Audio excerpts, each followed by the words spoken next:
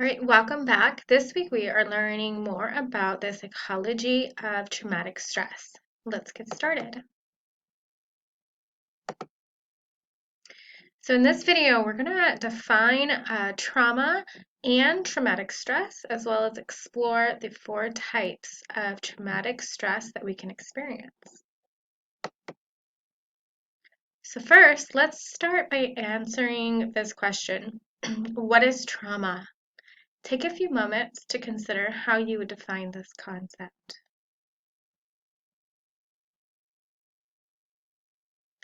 You may have thought trauma is different for everyone, or trauma is an injury. Both are true. Trauma is an injury or a wound to the mind. It is not about the event. It is about the body's response and state of functioning. So this explains why trauma is unique to the individual experience, to each individual's experience of a trauma. So what is a traumatic event for one person may not be traumatic for another person. Traumatic events impact us each differently. So it's complicated, right, or complex. So we can expand our understanding of trauma by looking at traumatic stress. Our text explains traumatic stress as any experience, natural or man-made, that places an overwhelming demand on the human physiology, especially the body's security system. This overwhelming demand can cause changes in the brain that injure the nervous system's ability to integrate and process the event. Once the nervous system is injured, the mind struggles to find meaning and purpose, and symptoms arise as a result or as an attempt to process that traumatic experience. So basically, traumatic stress can injure the nervous system and making it difficult for the mind to process that traumatic event.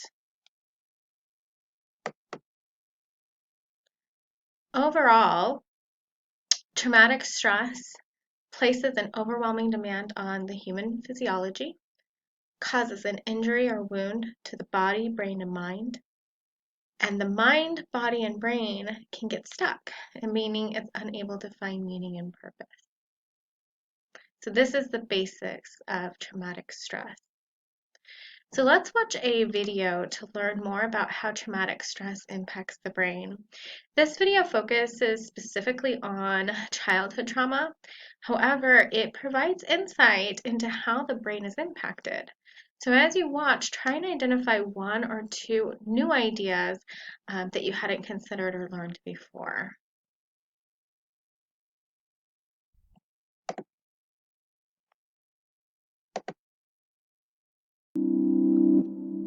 Brain development is much more than a story about biology. From the earliest years, relationships with others play a key role in shaping how our brain grows and develops. Early relationships, where there is abuse and neglect, have a long-term impact on children. A brain that has adapted to survive in a threatening or unpredictable world may not work so well in an ordinary environment. This can create what is called latent vulnerability, where early abusive or neglectful experiences with carers put children at greater risk of experiencing mental health problems in the future.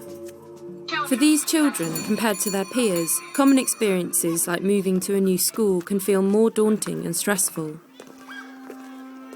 New faces can appear threatening, while positive social cues can be missed. It can be harder to negotiate new social situations and learn to trust new people. Even fun experiences like joining a new sports team can be challenging. Too much focus on potential threat cues can mean missing out on positive social cues such as a playful nudge. Or it causes an overreaction, which leads to an increased risk of conflict and sometimes violence. These reactions can increase the likelihood of generating new stressful events. It's harder to deal with everyday challenges when you feel unconfident and anxious inside. and harder to build and maintain relationships.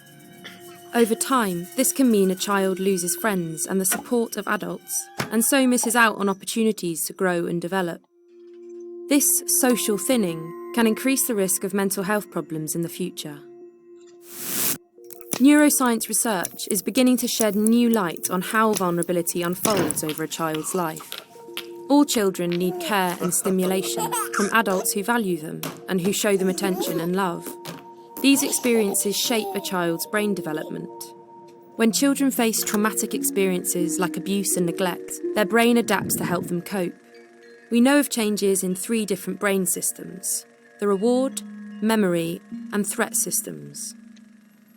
Experiences of domestic violence or physical abuse can lead to hypervigilance, where the brain reacts more to threat. This might help a child stay safe in an early adverse environment, but it can cause problems in more ordinary environments. Hypervigilance can best be understood as a pattern of adaptation rather than a sign of damage. Abuse and neglect can also mean a world where a child's basic needs for care and attention are not met. This can shape the brain's reward system, the part of the brain that helps us learn about positive aspects of our environment and motivates our behaviour. Over time, the brain's reward system can learn to respond differently to things like positive social cues. Neuroscience studies have also pointed to changes in the autobiographical memory system, our memory of everyday past experiences. Following trauma, negative memories appear to become more salient, which means they become more prominent than positive ones. And everyday memories can also become less detailed. This is a problem because we need to draw on past experiences to help us deal with new social situations. Neuroscience research is showing how childhood trauma can create latent vulnerability, increasing the risk of later mental health problems like anxiety and depression. This vulnerability is not just located in the child, but arises through their relationships. Helping children who have experienced trauma still requires ordinary boundaries and consequences, but it also requires us to step back and reflect and see behaviour that we find challenging in a different light. A child may simply be doing their best to survive now, with brain adaptations from the past. We know a child's brain has the capacity to continue to adapt. For this to happen, they need our help to build and maintain trusted relationships, manage everyday stressors, and prevent new ones from happening. We need to encourage them to try again and believe things can be different.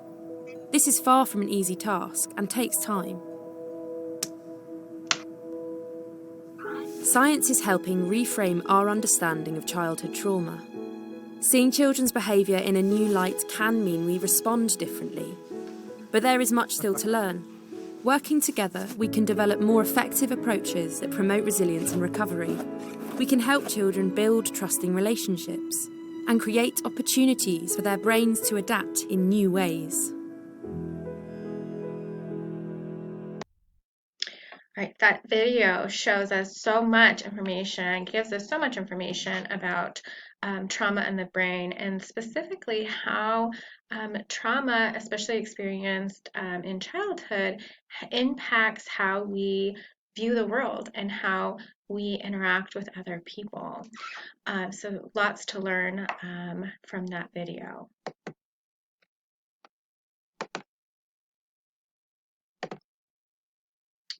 So now that we understand what trauma is and how traumatic stress impacts our nervous system and mind, let's look at the types of traumatic stress.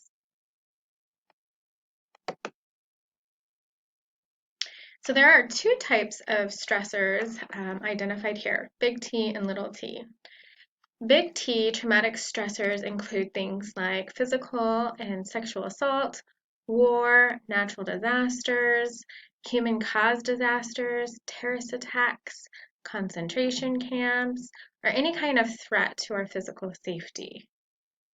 Little t traumatic stressors, on the other hand, are often overlooked, and these include things like bullying, harassment, emotional abuse, non-life-threatening intimidations, repeated criticisms, and repeated failures. So non-life-threatening, but they are traumatic, and they become more traumatic. They become traumatic the more they happen over the course of our lifetime. So now that we understand the two types of stressors here, let's examine the four types of traumatic stress that we can experience. These four types include primary traumatic stress, secondary traumatic stress, environmental traumatic stress, and epigenetic trauma. Primary traumatic stress is direct exposure to a one-time traumatic event, like a physical assault or a terrorist attack, something like that. Secondary traumatic stress, on the other hand, is traumatic stress that directly threatens someone else's well-being. So this can be via forms of media or by listening to another person's traumatic experience, which if you are going into any type of counseling type role, this is something that you will be, you could experience. Environmental traumatic stress, also known as emotional contagion, is when we are in the proximity of someone who has been traumatized. So we are witnessing that. And then the last one, epigenetic trauma, involves alterations or changes to the DNA as a result of exposure to traumatic stress that is genetically passed on to future generations. If you're interested in learning more about that, these studies are quite fascinating. So today we covered quite a lot. We started by defining trauma as an injury to the nervous system, social engagement system, and mind. Then we examined traumatic stress by looking at the big T and little t stressors, as well as the four types of traumatic stress. Next, you will read more about the history and symptoms of post-traumatic stress disorder, or PTSD, and discuss ways to support trauma recovery. Then next week, we'll learn more about burnout. So until then, make it a great week.